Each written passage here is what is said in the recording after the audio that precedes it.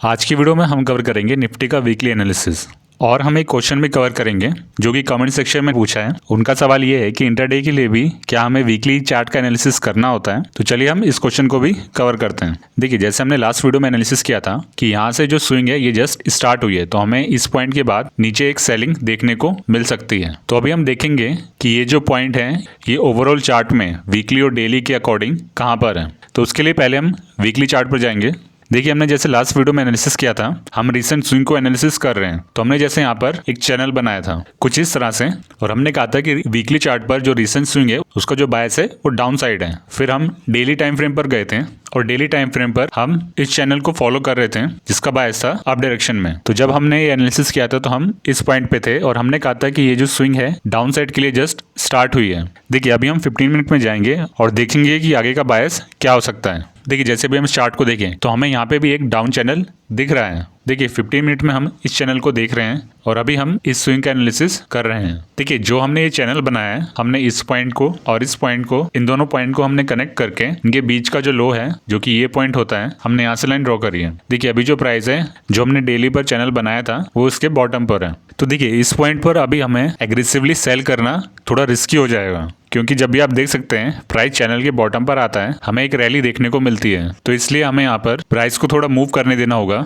देखिए, हमें जो इंपॉर्टेंट जोन दिख रहा है वो ये जोन दिख रहा है। देखिए, अगर प्राइस इस जोन के पास थोड़ा स्लोली मूव करते हुए आता है इस तरह से, तो हमें यहाँ पर सेलिंग देखने को मिल सकती है। देखिए, पर हम इससे ज़्यादा एक्सपेक्ट नहीं कर सकते कि ज़्यादा नीचे तक जाएगी। तो हमें पॉसिबिलिटी है कि हमें एक रिएक्शन यहाँ तक देखने को मिल सकता है, और नहीं तो प्राइस अगर मान लीजिए यहाँ पे थोड़ा होल्ड करके एग्रेसिव नीचे नहीं जाता है, यहाँ पर होल्ड करता है, तो पॉसिबिलिटी है कि ये इस जोन को ब्रेक करके जो हमने 15 मिनट पर चैनल पे बनाया था वो इसको ब्रेक कर सकता है। देखिए, फिर हम बोल सकते हैं कि हमें एक रैली यहाँ पे शुरू होते हुए दिख रही है, जो पॉसिबिलिटी है कि चैनल की टॉप तक जा सकती है। तो अभी हमें देखना होगा कि ये जोन पे प्राइस किस तरह से बिहेव करता है, वो रेंज में आता है या नहीं आता है। जैसे कि हमने यहाँ पे देखा था, जब प्राइस इस तरह से मूव करना शुरू हुआ था तो हमने एनालिसिस किया था कि हमें एक डाउन स्विंग की शुरुआत होते हुए दिख रही है।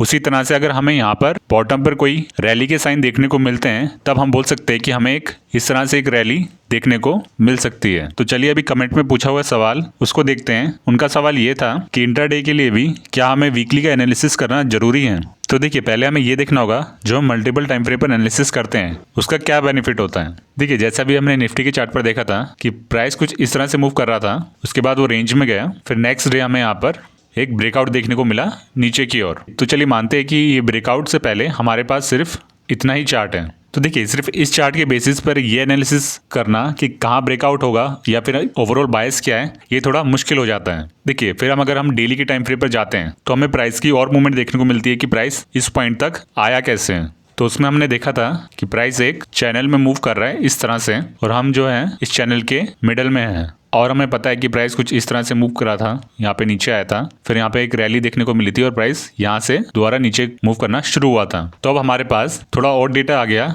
ये पता करने के लिए कि डेली के टाइम फ्रेम के हिसाब से हम कहाँ पर हैं। देखिए, डेली टाइम फ्रेम पर जो एनालिसिस होता है उसमें डेली बेसिस पर कुछ ना कुछ चेंज हमें देखने को मिलता है। जब हम इससे बड़े टाइम फ्रेम पर जाते हैं जैसे कि वीकली टाइम फ्रेम पर, तो हमें एक ओवरऑल पिक्चर मिलती है कि जो डेली के जो स्विंग है वो वीकली के बायस से मैच कर रहे हैं या नहीं कर रहे हैं। जैसे हमने निफ्टी के केस में देखा था, वीकली जो रिसेंट स्विंग है उसका बायस है डाउन साइड की ओर, और वो कुछ इस तरह से है। उसमें आप प्राइस का मूवमेंट देखेंगे तो हमें मिलेगा कि प्राइस यहाँ पे शार्पली डाउन नीचे आया था, फिर यहाँ से एक चैनल में मूव कर रहा है। देखिए, इतनी इन्फॉर्मेशन मिलने के बाद अब हमें एक आइडिया मिल जाता है कि इन तीनों टाइम फ्रेम के हिसाब से अभी जो हम इस पॉइंट पर हैं हम कहाँ पर हैं। देखिए, जैसे हमने ये वीकली टाइम फ्रेम के अकॉर्डिंग ये चैनल बनाया है, और वीकली टाइम फ्रेम के बायस को चेंज होने में टाइम लगता है, वो एक दिन के शार्प मूवमेंट में चेंज नहीं होता है। देखिए, इसका जो हमें बेनिफिट मिलता है इंटरडे में वो इस तरह से मिलता है कि हम ओवरऑल रिसेंट स्विंग के बायस के अकॉर्डिंग ही हम ट्रेड ले रहे हैं। देखिए, जब तक हमें जितनी अपॉर्चुनिटी मिलेगी उस बायस के अकॉर्डिंग ट्रेड लेने में, हम वो पॉइंट ढूंढेंगे और वहां पे हम ट्रेड लेंगे। जैसे अभी देखिए, निफ्टी का प्राइस इस चैनल के पास है। देखिए, यहाँ पे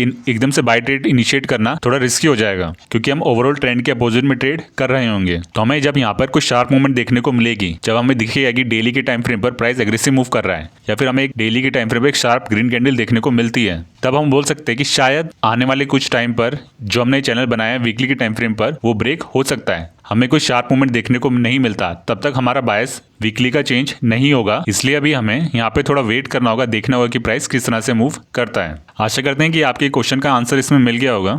आशा करते हैं कि ये वीडियो आपको पसंद आएगी। आपकी कोई भी सवाल हो या सजेशन हो आप कमेंट सेक्शन में जरूर बताइएगा। तो चलिए फिर मिलते हैं अगली वीडियो में।